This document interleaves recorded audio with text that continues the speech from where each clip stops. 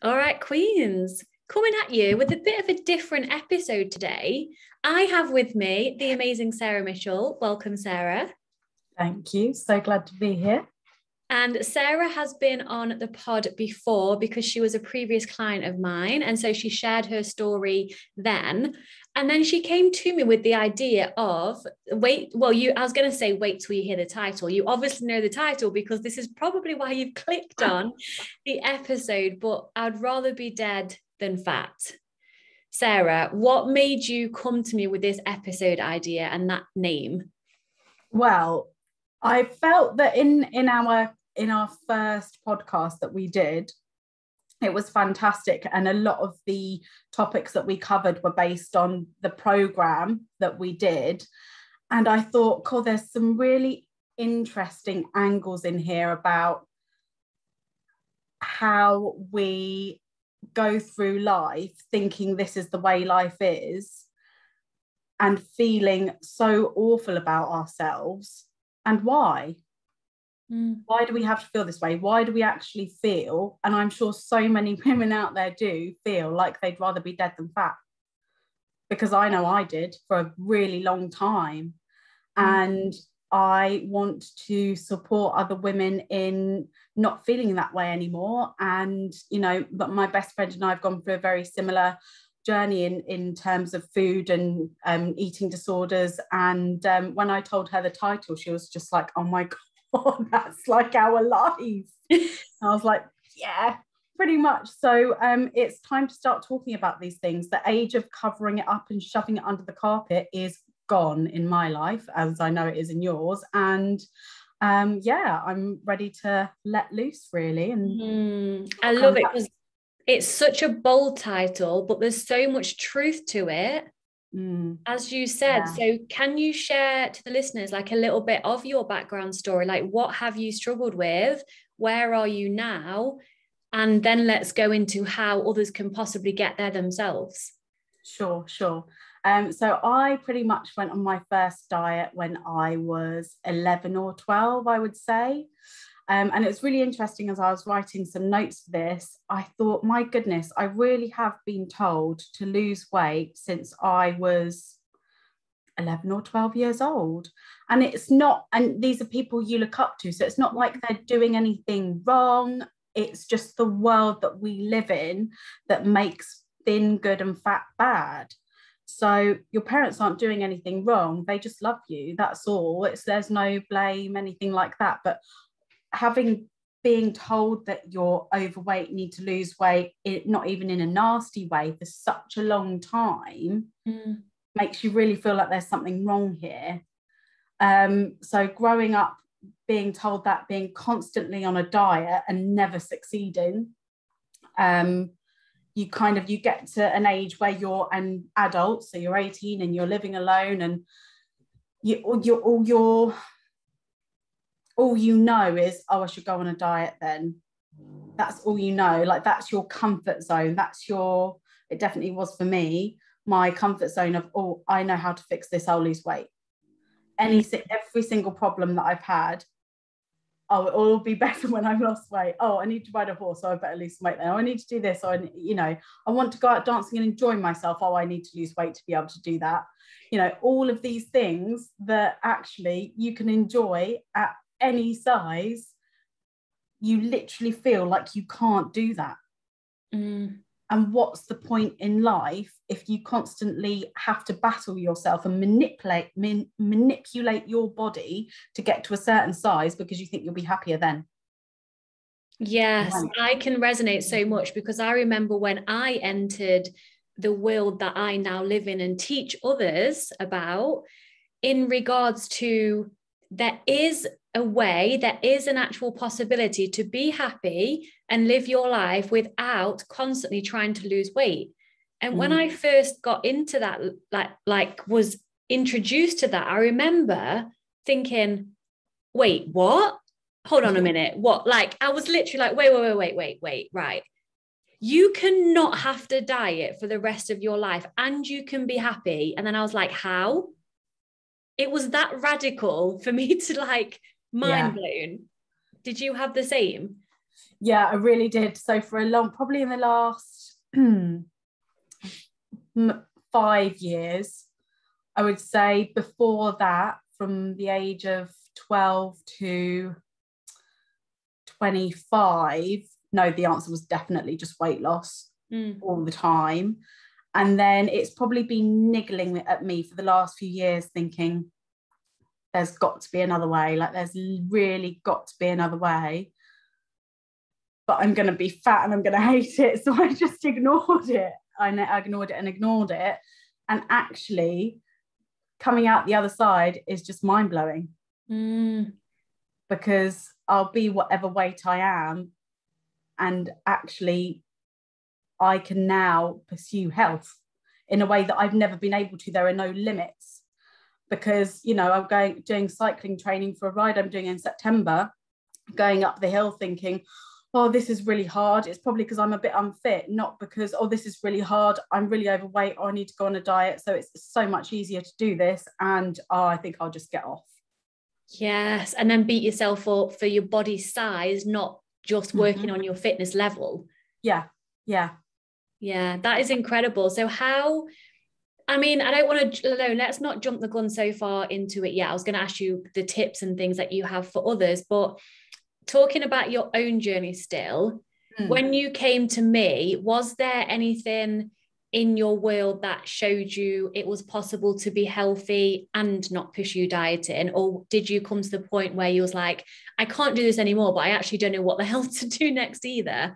Yeah, I would say the second one rings the most true, because I really could not do it anymore. I'd lost loads of weight, and had we been on holiday or something, or I'd had a month where work was absolutely mental. I was training to for my gym instructor qualification. So I was taking my brother to the gym 3 times a week and trying to do my own fitness and working a full-time job. And I know there are many people out there that do a hell of a lot more, but that is as much as I could cope with, was definitely a lot, and doing all the coursework that went with it. And the food just went out the window. It just went completely out the window. What I would call out of the window. I wasn't sticking to the plan. I was just eating whatever, you know, I wasn't sticking to my set out diet. And I just thought, I don't want to be weighing food and counting calories for the rest of my life. How boring. Like, I don't know what the answer is, but no, this is definitely not it. It just makes you even more anxious and depressed, and like, oh, what the rest of my life's going to be about, how healthy can I make this meal, and how just no. Yeah. So then we met each other, and before we go into that, I loved what you said earlier in regards to dieting is like a coping mechanism. When you said, oh, if I just lose weight, then I'll be able to do this. Oh, I'm struggling with nothing to do with my body right now, but then if I lose weight, then that will also be fixed. Like, it's so true that we're fed this from all different channels, from society, from media, from our parents, unknowingly. The answer to happiness, which everyone wants to be happy, is to lose weight, is weight loss. Yeah. Would you say that rang true for you for all those years? Absolutely. Yeah. All I remember, it's really strange. Now I've come out the other side. I would say the biggest parallel is I can sit here now and those thoughts still go through my head, like, oh, well, once I've lost weight, it's almost like it's in your body. It's like this whole thing. You've been doing it for so long. It takes like so long to just separate your body from those thoughts in your head. And then I can sit here now and be like, okay, so they're still going, but I'm not listening to them. Who is that crazy person over there? Whereas before, it would consume me. It would absolutely consume me. You know, I've gone through times in my life, as I'm sure many other people have, where, you know, I've been living alone and I've been single and I've not been close to any family and I've been completely isolated. And I genuinely thought that my life was not worth living because I was overweight. And it would be so much easier to cope with my life if I wasn't fat. Yeah. And that there is some truth in society mirroring that back to us. Obviously, there's a reason why we feel this way, most of us, until you do this work, which is what we're going to go into shortly. But I would say that unless someone has consciously chosen to do the work that we do, everyone's fat phobic. Automatically, that's like their reset button in living in this world. Majority of people are fat phobic without them even realizing it. And so therefore, we've not just made up this fear of fatness. There's a reason why we're scared of being fat. It's like, I heard a saying once and it really resonated with me. When you grow adipose tissue on your body, which is fat cells, it doesn't grow shame cells with it. But it's almost like it does, because the more adipose tissue we have in our bodies, the more shame that we feel, unless we wake up, realize that we have been conditioned to believe through our thoughts, through our actions, through society mirroring it back to us, that fat is bad and means you're going to be unhappy, and thin is good and means you're going to be happy. And unfortunately, underneath all of that is two things: female suppression to keep us preoccupied trying to lose weight so we don't actually take over the world. But I guess this is sexist in what I'm about to say. I don't believe women will take over the world in that way that men were scared that we would do. We just have so much power as feminine leaders, especially. That's another topic. That's one. And also, we spend a lot of money on the diet and beauty industry. Yeah, so going through your journey, Sarah, what were it like? Let's be real, let's be raw, which I know is one of the reasons why you wanted to record this episode. What were some of the really fucking difficult times when you surrendered to this journey, decided to pursue a different path, and then there must have been times where you thought, fuck this, I can't do this? Yeah I would say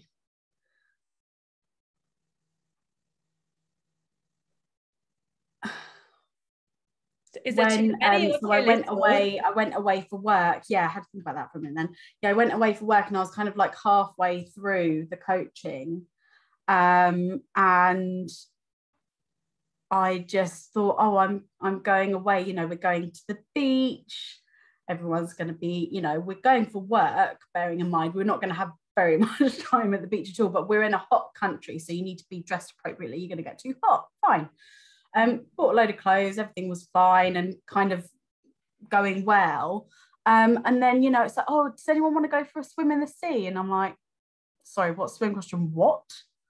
And that really hooked me. Then that moment where I was like, I'm not going with anyone. I'll be the one getting up at 4 o'clock in the morning and going on my own. Thank you. And thinking, that was really, really tough to think, oh, I've got halfway through this journey, but hang on, I'm not going to let anyone see me in a swim costume. Hell no. And that really triggered me to definitely binge eat while I was away. I was also a bit homesick. But that really took it out of me that whole time. That was really difficult. That's a big trigger as well, to be fair. It's not, being in a swimming costume for me was the biggest. The only thing that could top that would be walking down a catwalk in underwear, which I would never do anyway, because I'm not going to be in that position. But a swimming costume, most of us can put ourselves in that position in a normal life at least once a year. Yeah, absolutely. I was just like, there is no way that is happening. Then that triggered like all restriction.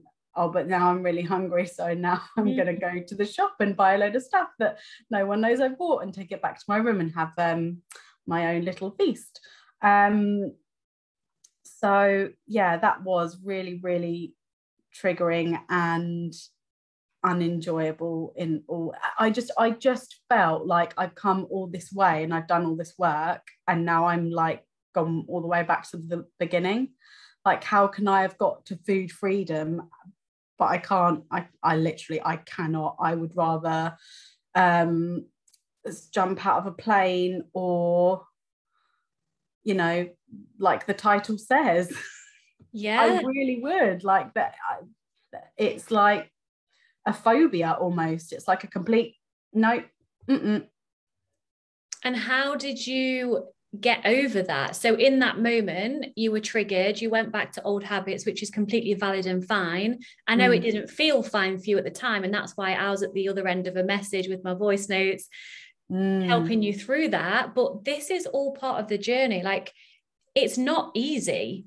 I'm not going to lie and stand there with a diet ribbon on it, like most diet and lifestyle places do, and say, oh, all you need to do is this. It's going to be so easy. It's fucking hard. I'm not even going to lie. But when you come out the other side, that's when you can look back and be like, oh, wow, that was so worth it. So how would you navigate? So say if you was in that position again now and you had the same trigger, how would you navigate that for yourself now differently?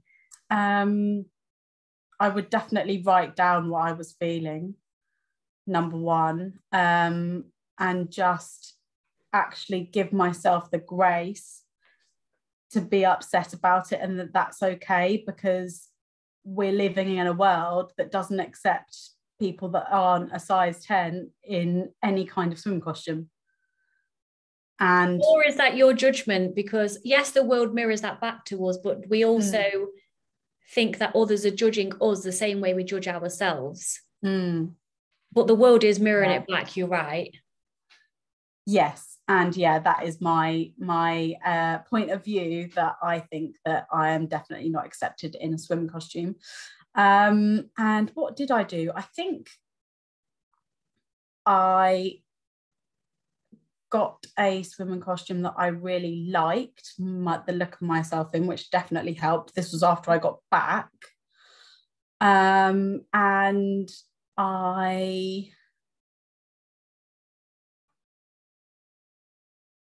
just did once a week, because it's that same thing with the food. It's like, this can't be it. I'm not going to be afraid to go swimming for the rest of my life. I'm worth more than that to myself. I'm not going to do all this work to get here to then be like, no, sorry, I'm not going swimming. It's like one of my favorite things to do. I really enjoy it. And I just started going once a week. And then we went away for Christmas to a hotel where there was a swimming pool. So I did quite a bit more swimming there. And it's just that regular, I know it's uncomfortable, but I have to do it. Yeah. I just have to. If my life is worth that much to me, it's worth it. But I think it took me going away and feeling like that to realize that that's not okay for me. Yeah, so I know it sounds hard, especially when you're in it, if someone's standing here and saying this is actually a gift in disguise. Yeah. Would you say actually that was a gift because it reminded you of what you don't want? Yeah, absolutely. Yeah, because I got home and I was just like, what, so for the rest of my life I'm going to go on holidays to these beautiful locations and I'm not going to go in the sea? That's just nuts. Absolutely nuts. And then when you took the action steps to go swimming each week, which, you know, kudos to you, because that takes courage, that takes stepping outside of your comfort zone, that takes you admitting, like you've said, my life is worth more than keeping myself stuck from the fear of judgment from others. What happened as you progress? Like, as you remember the first couple of times you went, what did you feel? What did you do? And then how do you feel if you go swimming now, for example? I definitely felt really uncomfortable. It wasn't the first, there were a couple and then it was a bit inconsistent. I will say that, I'll be completely honest. And then we went away. And then while we were at the hotel, because it was so easy and accessible, I really got into it. And I felt completely naked. I mean, I know I've only got a swimming costume on, but still, there's something else about this hotel that I will again speak about in this podcast because it's so relevant. And I felt really uncomfortable. As soon as I was in the pool, I was fine, actually. And there were a couple of times where I didn't want to get out because there were, you know, some men sitting by the side of the pool, like having a chat, and I was like, oh God, oh no, I'm just going to keep swimming. I'm just going to keep swimming. And then I was like, okay, another one, don't be ridiculous. What are you going to do, swim for another 6 years until they move? You need to get out now. And then it is a cliche, but you just have to do it. You have to do it and feel the feeling and do it anyway. What I'm noticing when you're talking is you're not only feeling the fear and doing it, you're bringing like a kind of positive but also matter of fact self-talk into it. So when you were basically saying to yourself, well, what do you want to do? Keep swimming forever until they go, well, just get out the goddamn pool almost. Yeah. Would you say like self-talk plays a big part in the action taken? Yeah, absolutely. Because there's, you can, so with that situation, it's like, okay, what's the worst that can happen? They're going to look you up and down. Well, that says a hell of a lot more about that person than it ever will about me. Well, that's the worst that can happen. They're not going to like run and chase me away. It's like, you kind of just have to look at it in a really logical perspective and be like, what I'm dealing with here is reality. I'm going to get out of the pool and get my stuff and go. I don't have to look at them. They probably feel judged with me. Who am I to assume that they're not feeling exactly the same way as I am? We have no idea what's going through men's heads. Yeah. I love that, Sarah, because that's so key. I think just laying it down as clear as that. What's the worst that can happen? Because correct me if I'm wrong, but I'm hearing that you felt fear in that moment of judgment. Yeah. And there's a difference between fear and danger. Fear is only a feeling of either thinking about something that might happen in the future or remembering something that was fearful in the past. There's a difference between fear and danger. Danger is someone chasing you down the alleyway with a knife or whatever. There's no danger about getting out the pool and you scared of being judged. It's just all feelings and it's not real. It's your reality. It's not to say that you don't feel those feelings. That's not that at all. But just separating those two things, which is what you did, they're not going to chase me out the pool or anything like that. And how would you feel now? Say if you went swimming like now or tomorrow, would you say you feel differently in your body now than you did as you were sharing this story? Yeah, absolutely. Yeah, I've gone regularly since I've been back from holiday as well. And I just, every time I go in there, I just think everyone else feels the same as me, because they probably do, actually. Yeah. I'm not alone. And all I'm here to do is swim to make myself feel good. That's the only reason I'm here. I really enjoy it, and nothing's going to stop me from doing that now. I love that. Yeah, and they have outside hot tubs as well, so that's always a good incentive. Yeah. And what else has helped you with your body image journey? So think back to like the ups and downs that we've had together, the ones that you've had by yourself.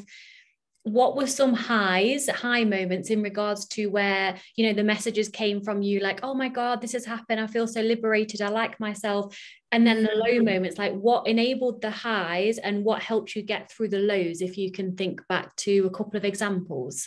Yeah, definitely. So when I finally went through my wardrobe and chucked out everything that didn't fit me, I mean, you're talking to someone who has had more than one size 8 dresses in her wardrobe for over 10 years that she's never worn and never fitted into, but won't chuck them away. I've never even worn them.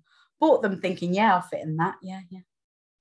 Nice. And how well did that go? How did that help? That was just amazing, because it's finally just letting yourself be with who you are and the size that you are. And I went on holiday. When we were on holiday at Christmas, we went out shopping, and I just buy clothes that are the size that I am now. It's just so healing to do that. I've never done that in my life. I'm always like, oh no, I need to fit into a size smaller. Get me in a size smaller. And then be offended when my mum thinks it doesn't fit me. Even if it's like a size 12. How can you help with, because I get this a lot as a coach, like going through the women going through my programs, they have like a hang up around size. So having experienced that yourself, what helped you to just be able to buy the clothes that fit you? What processes did you do?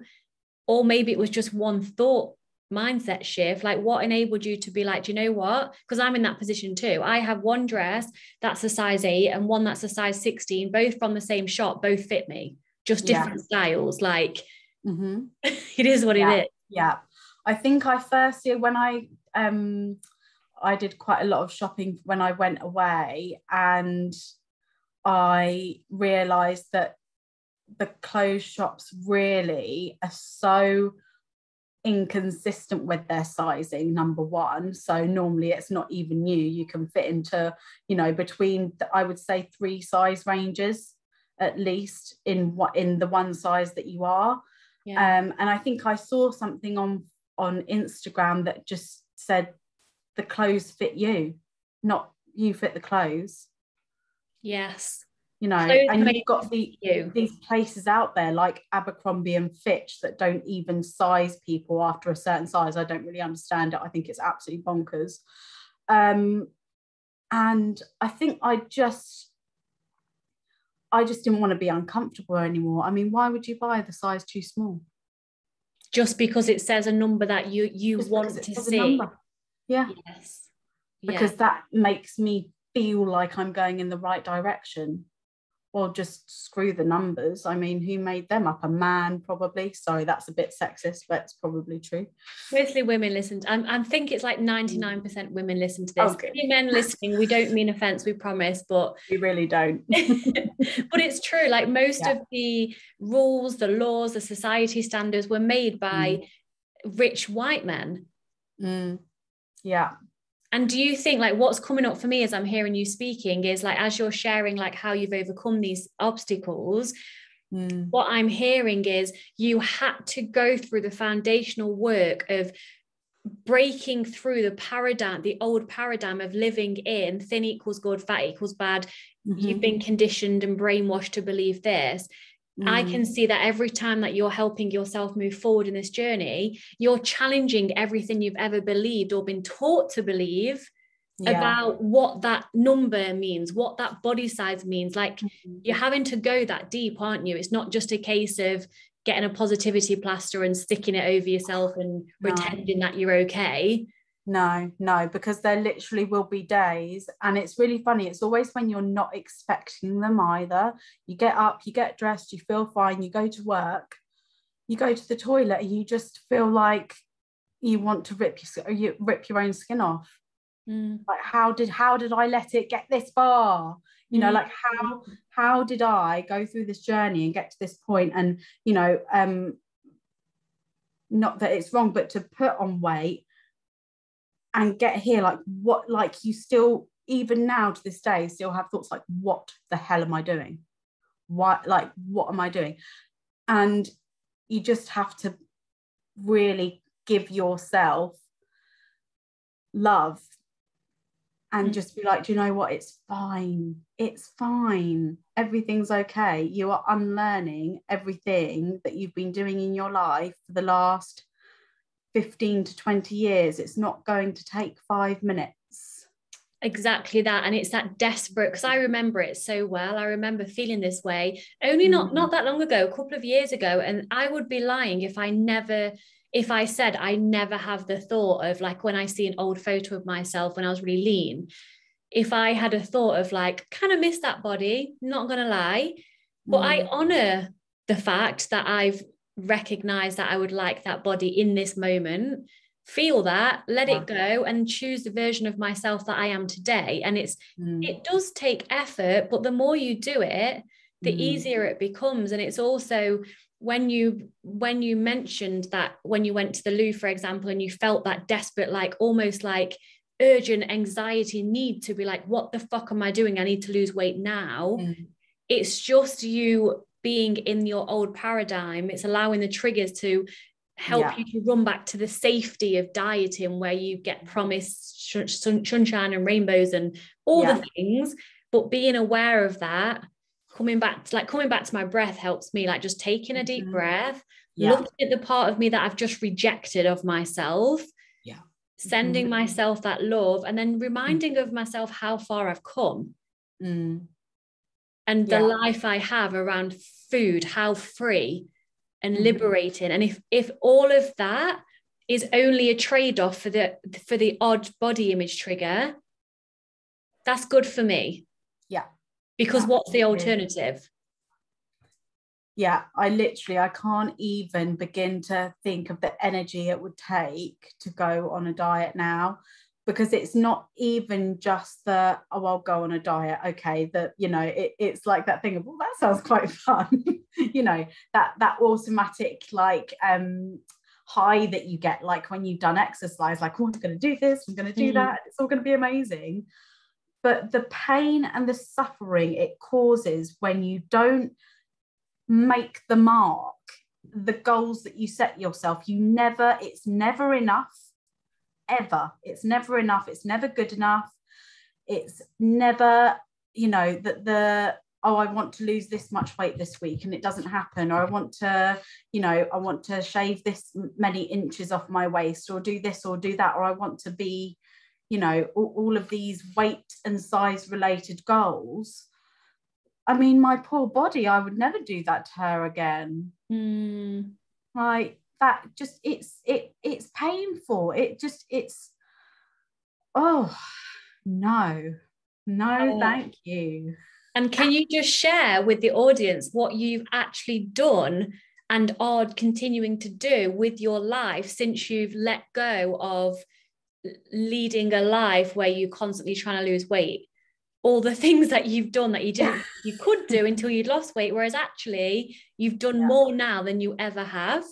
Yeah, absolutely. Like, I actually enjoy weekends now. I enjoy just any kind of recreational activity that I never did, or I would kind of, I would enjoy it, but I wouldn't enjoy it because it would involve food and eating and judging myself.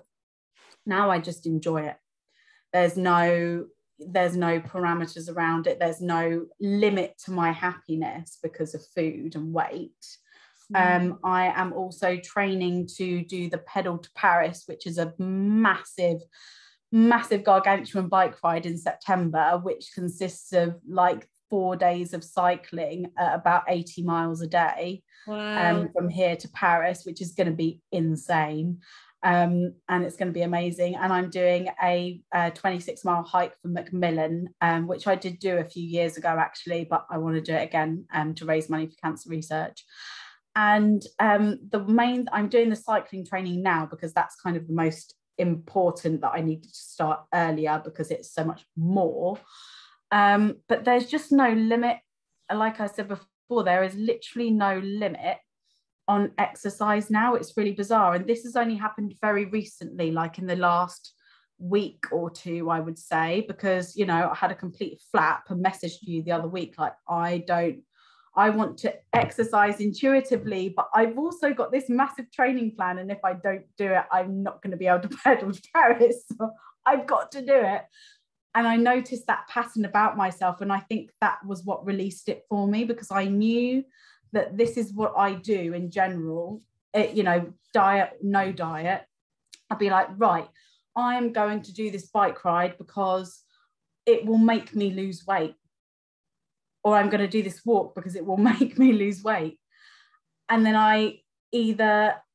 what will happen, I did do the walk once, but normally what happens is, this generally happens a few times a year, and I will think, yeah, no, it's going to be great, I'm going to start the training, and the thought of the training makes me restrict my food, and then I binge eat, and then I just say, fuck it, I'm not doing it.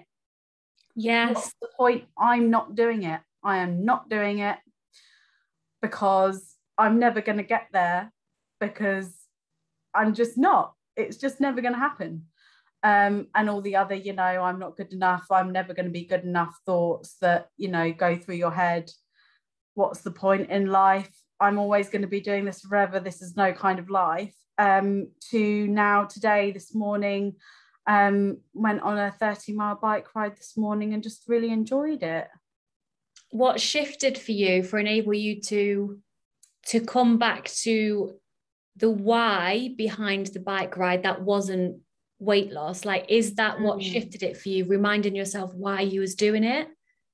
Yeah, it was acknowledging that that was a pattern kind of actually made it go, because I know I do that. It's like, okay, well, I know I do that, but I'm not doing that now.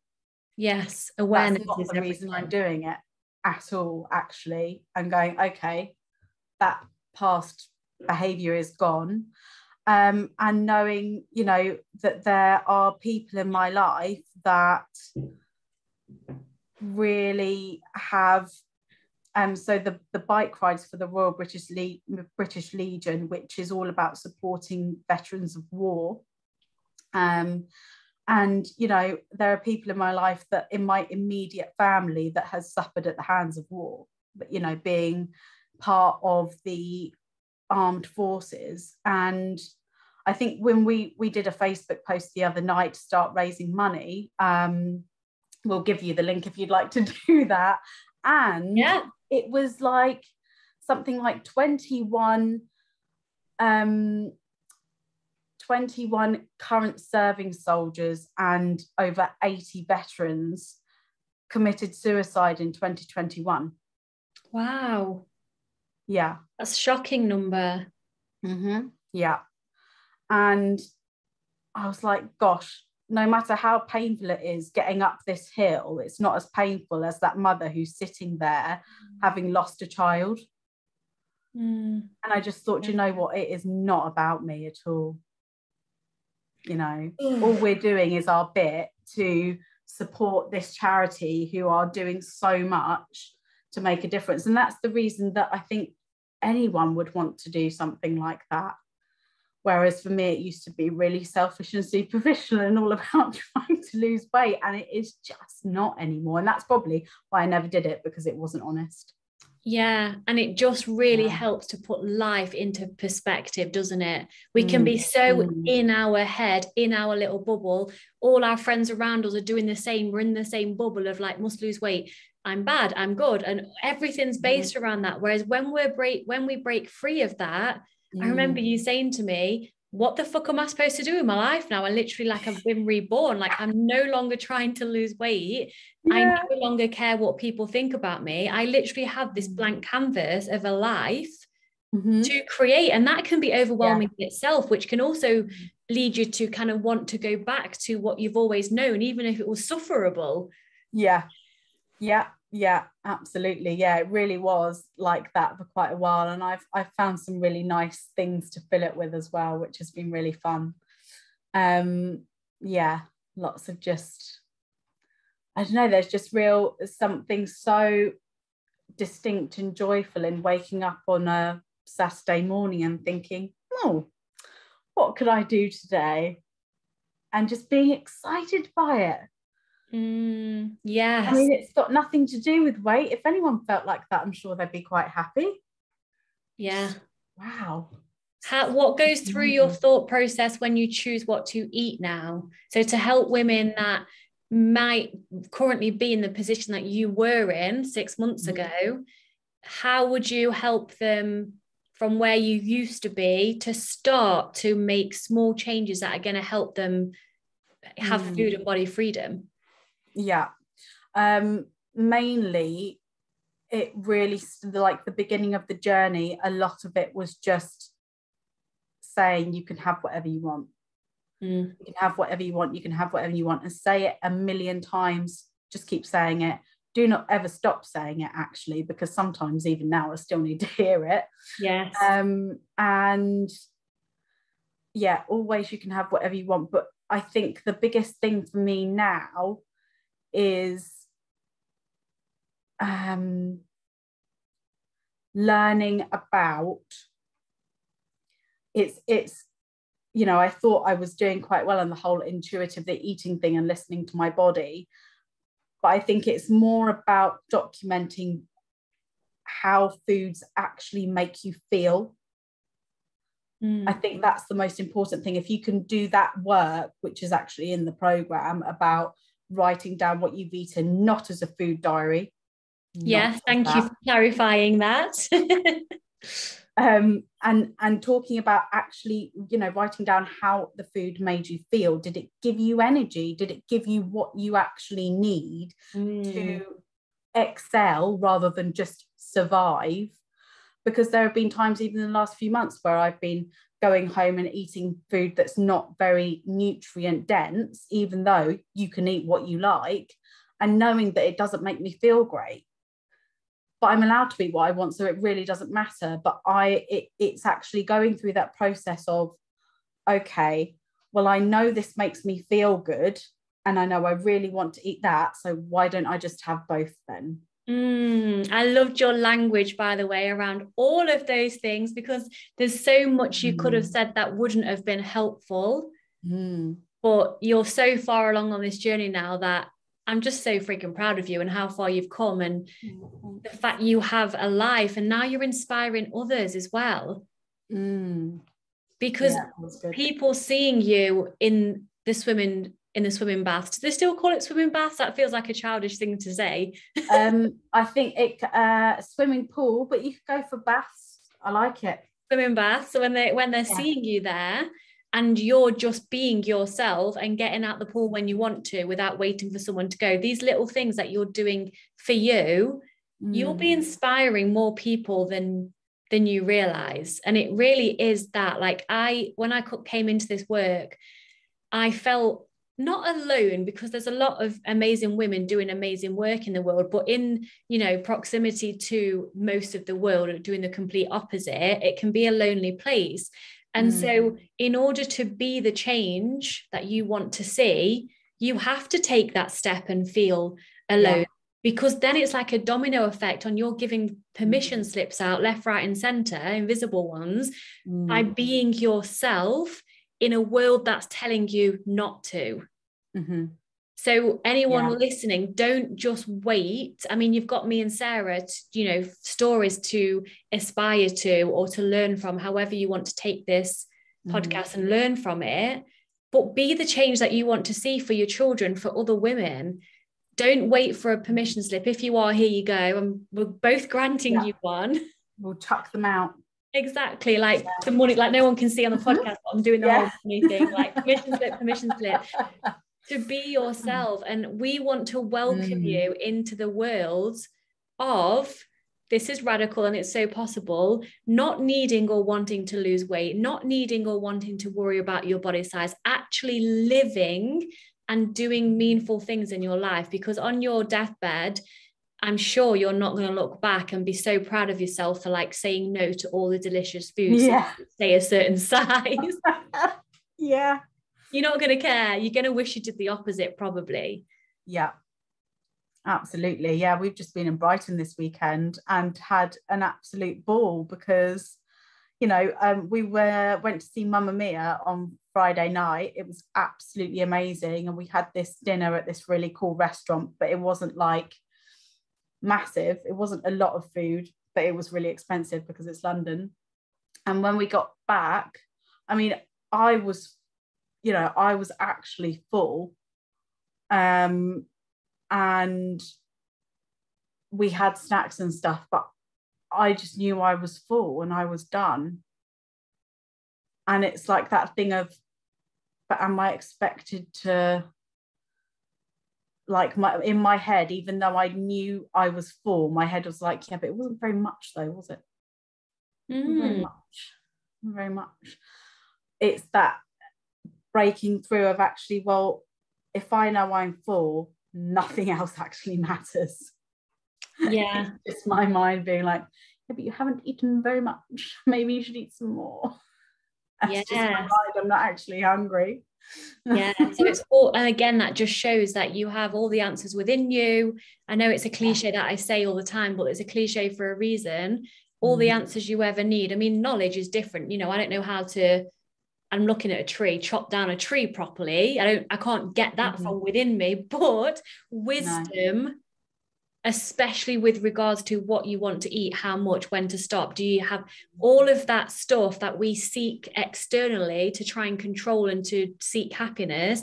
That's already within you. So it's just a case of getting out your own way, challenging all the diet thoughts. And at the, you know, at the minute, you might not even acknowledge, or even not you, Sarah, obviously the listeners might even know that that voice inside your head isn't yours. It's the diet industry. A definite way that you can tell if the voice is yours or if it's somebody else's, aka brainwashing diet industry, is when you think the thought, does that expand you or does that contract you? If the thought is you shouldn't really eat that, you need to lose weight, does that feel contracted? Does that feel not enoughness? And that's not yours. If the thought of you're enough exactly as you are, if that feels expansive and loving, even if you don't believe it, if the thought feels expansive, that's your truth. And just start paying attention to the thoughts that you think that make you feel expansive. Your thoughts aren't facts. If they make you feel contracted, notice that and then just dismiss them. Just repetition. It takes practice, for sure. Yeah, absolutely. Sarah, what do you want to leave the listeners with? It can be anything, a quote, a mantra, some advice, some love, all of the things. All of it. Well, I just want to tell you a funny story because, a funny / interesting story. So when we were staying at this hotel, you know, they always leave you bathrobes to wear. Yeah. Notoriously, they're rather small, aren't they? Yeah. And anyway, so we get to this hotel. I'm not even joking when I say so. I'm wearing a swimming costume. Yes, okay. I'm, you know, not size 8. I'm also not a size 24 either. So I don't know what they're trying to achieve here. But oh my God, you couldn't wear it without a swimming costume underneath. You'll be like, woohoo! Come on there. You couldn't. You just couldn't. And I'm like, how, honestly?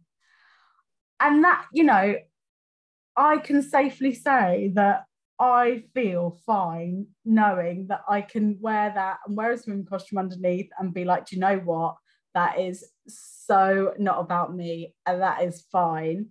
Can you imagine how many people that walk through there and just absolutely want to be suicidal after doing that?